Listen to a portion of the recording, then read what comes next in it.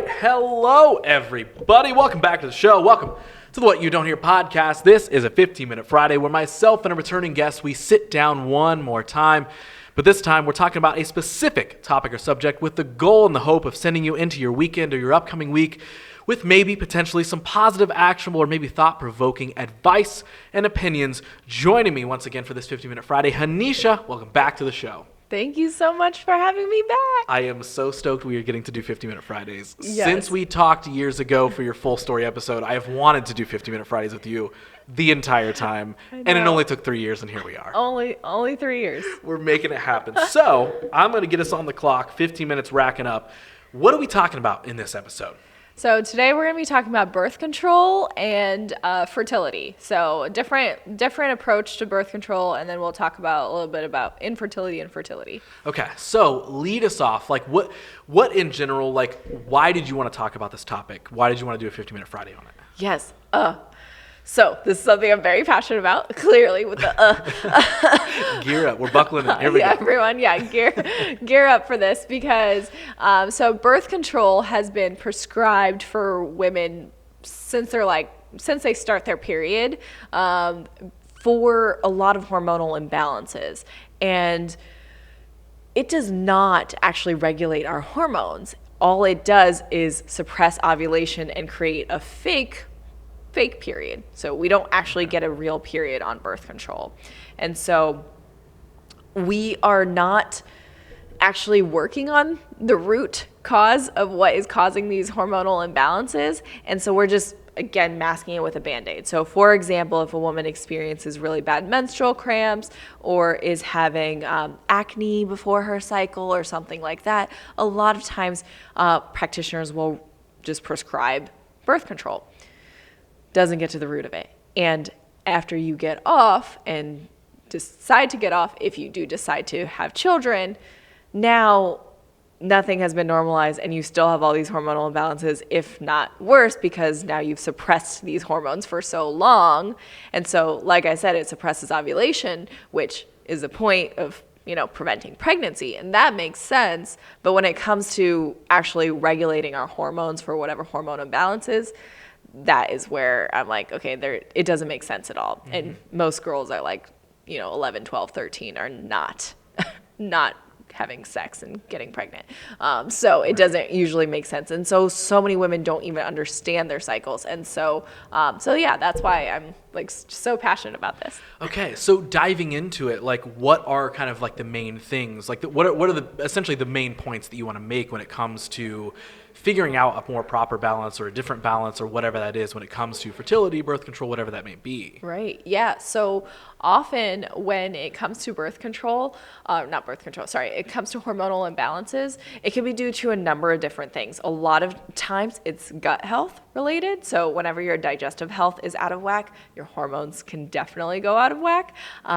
It could be stress or mental health, trauma, those kinds of things that can impact your hormones. So there are things that we want to focus on. And so, for example, when we talk about menstrual cramps, I know I've talked about this on a previous episode, but when women experience severe menstrual cramps, it's often due to inflammatory estrogens.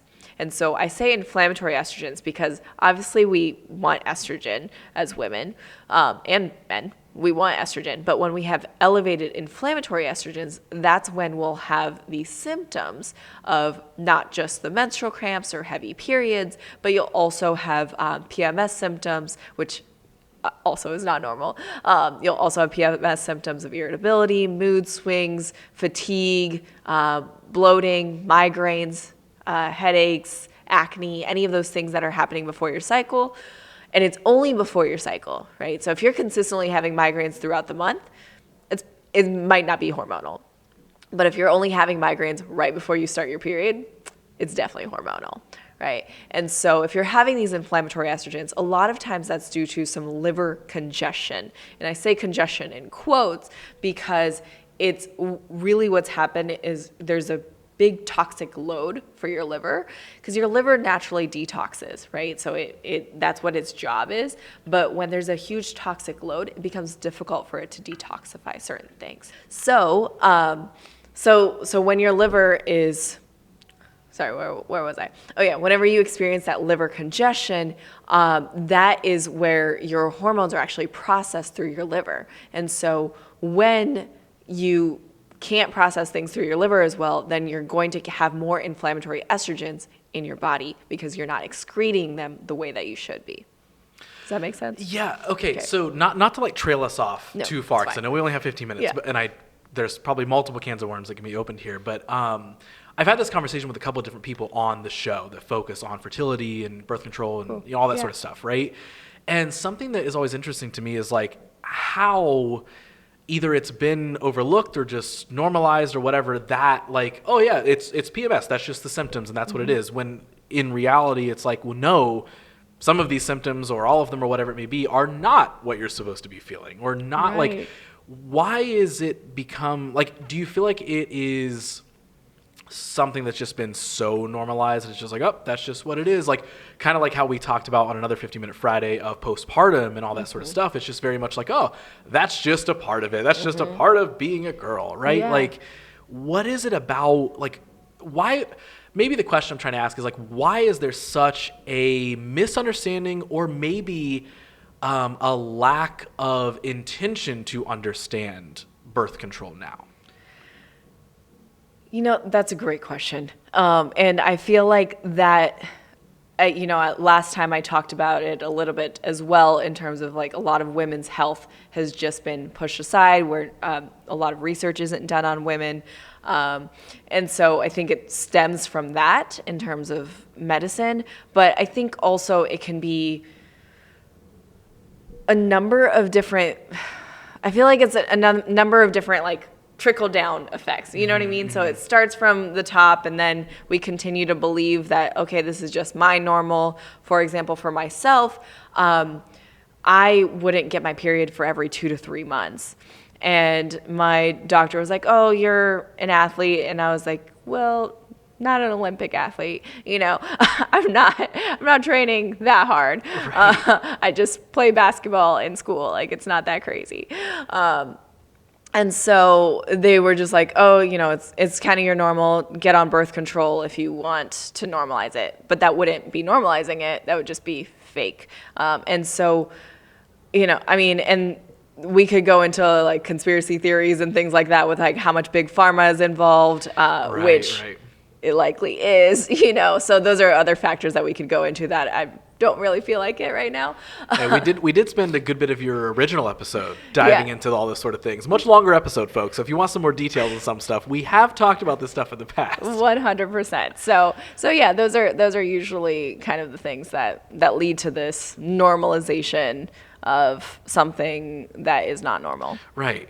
Okay, so I see in our notes we have FAM written down. Yes. What is that? Can you explain that to me? Fertility awareness method. Okay. So this is a natural form of birth control, and it is something that I think both boys and girls should be learning. I think this is what sex ed really should be. And when we actually get sex ed in school, I think it should be, let's understand our bodies. Yeah. Both boys and girls, let's understand what's actually going on in our bodies. What are our hormones doing? Because so many, women's hormones are extremely complex. Men's hormones, they're definitely clearly there, but not as complex, right? They're not constantly shifting and changing as frequently as a woman's. Like every day, there's a different type of hormone level for a woman, right?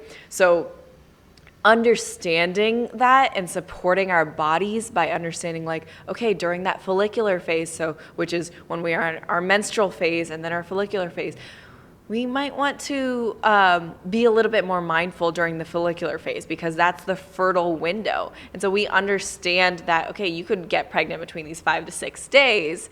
And so if that's not your goal, then definitely avoid sex during these times or have a good barrier method. And if that is your goal, of course, that is when you would have sex to make sure that you do get pregnant. And so understanding like, okay, I have my menstrual period, then I have my follicular phase. That's when I'm going through that fertile window, and then I ovulate, and then now I'm in my luteal phase. And that luteal phase is when, if you are not trying to get pregnant, it's like completely fair game. Like it's totally like it's literally impossible to get pregnant at that point, which is something we're not taught. Where, you know, I feel like we're taught like, don't ever have sex because you will get pregnant. That's totally what it is. Yeah. And that's just not the case. And then, you know, we'll talk about it in a second too, but like a lot of people experience infertility. So it's really not that easy, you know? So fertility awareness method is the most natural method of birth control that exists. And that is not just looking at like an app. So most women today have an app that tracks their cycle and it tells them maybe their fertile window.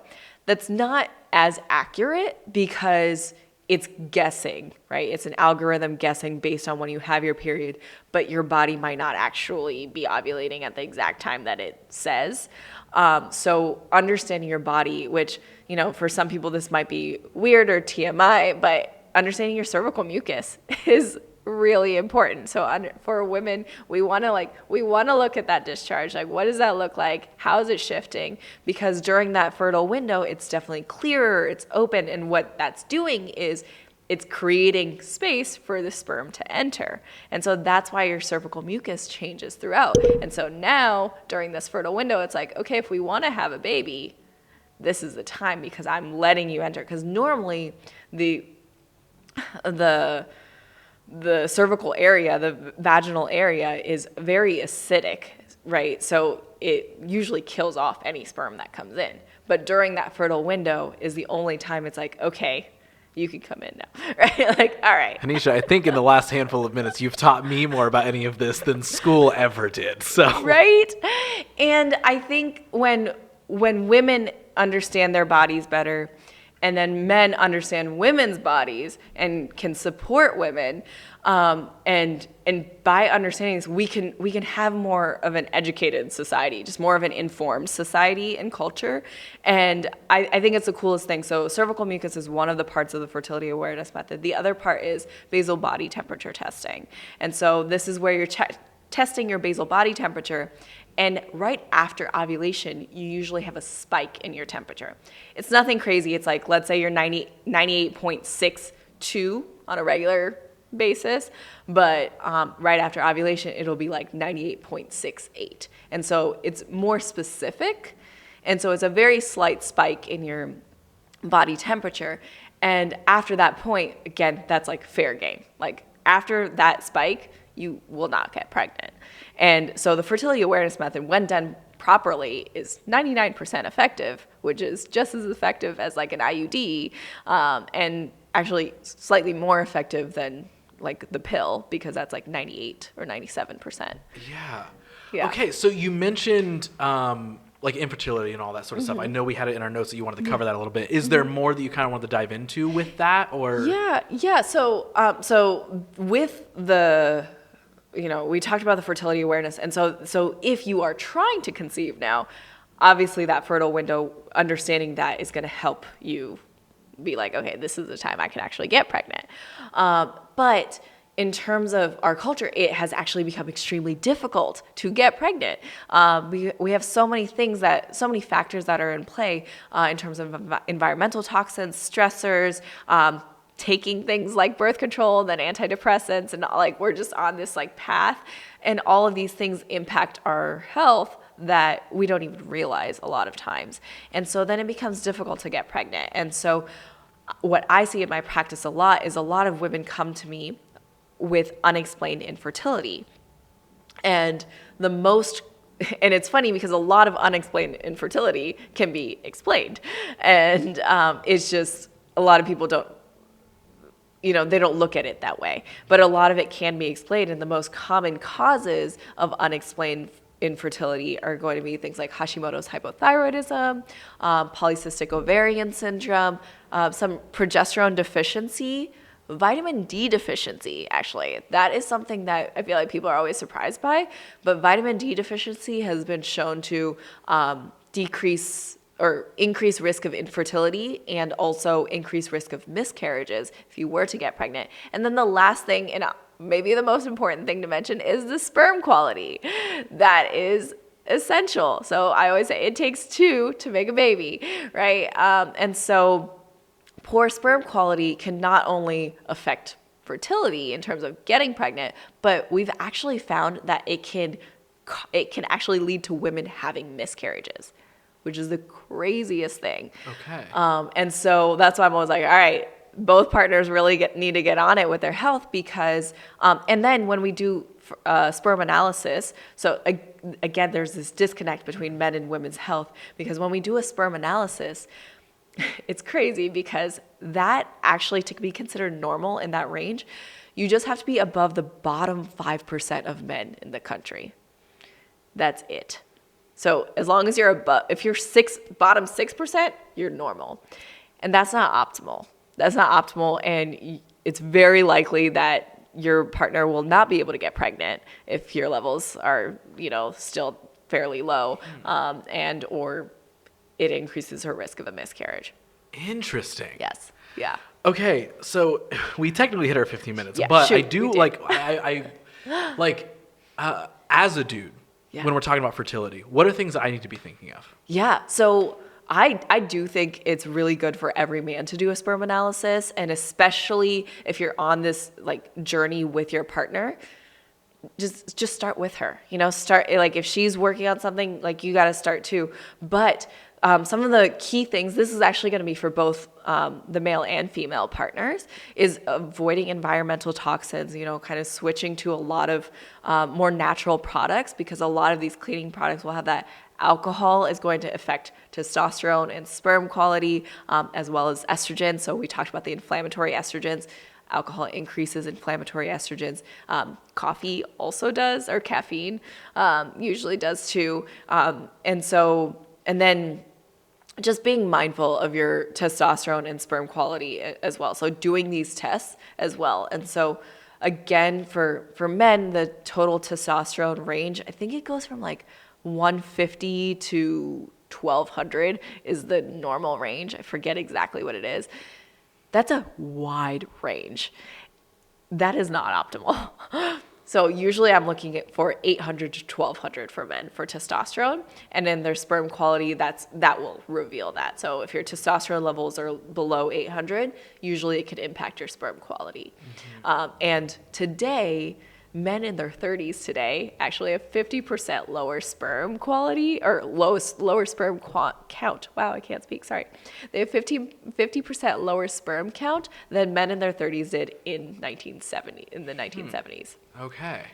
It's crazy. Yeah. Yeah. And is that because of just there's the so many shift things, of so many factors. so many Junk things, food, the processed foods are way more prevalent, and that's going to affect testosterone, estrogen, all of the things that I mentioned. And so, there are a number of different things that can impact that. But yeah, it's, and exercise is obviously really important for everyone, but strength training is extremely important for men. So doing something, it really is kind of that testosterone. Yeah. You do want to do some level of strength training and that kind of, which again, it's really important for women too. But it's we see we see differences with men way more significantly. Right. Yeah. Okay, so if there was a couple that was sitting down with you and they were like, hey, we're trying to have a baby, we're trying to get pregnant, whatever, blah, blah, blah, and they're hearing you say, hey, you got to make some changes, try to cut out some of this stuff. How, and this is a very broad question, but also maybe very specific, and I feel like I did the same thing to you in your full-length story episode, where I just kept asking you these questions that were maybe hard to answer. I don't know.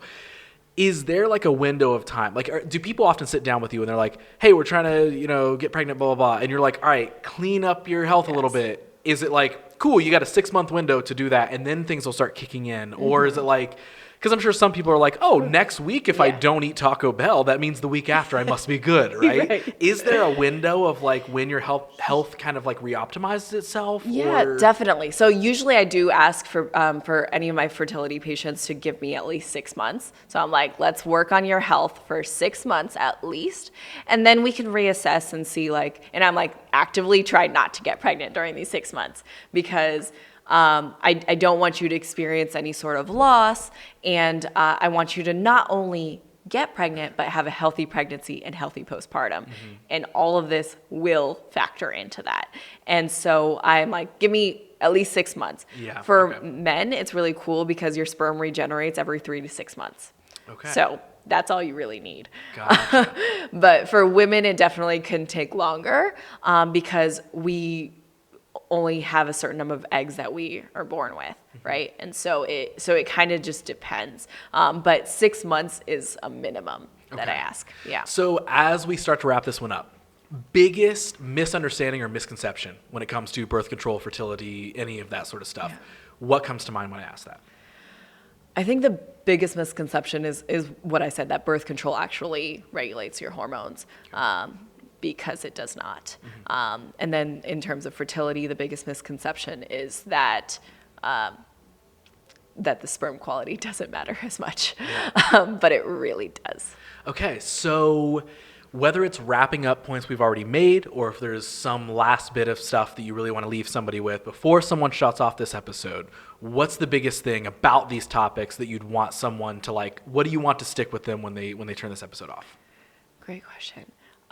Get to the root. Get to the root of what is actually going on. So if you are experiencing really any symptom,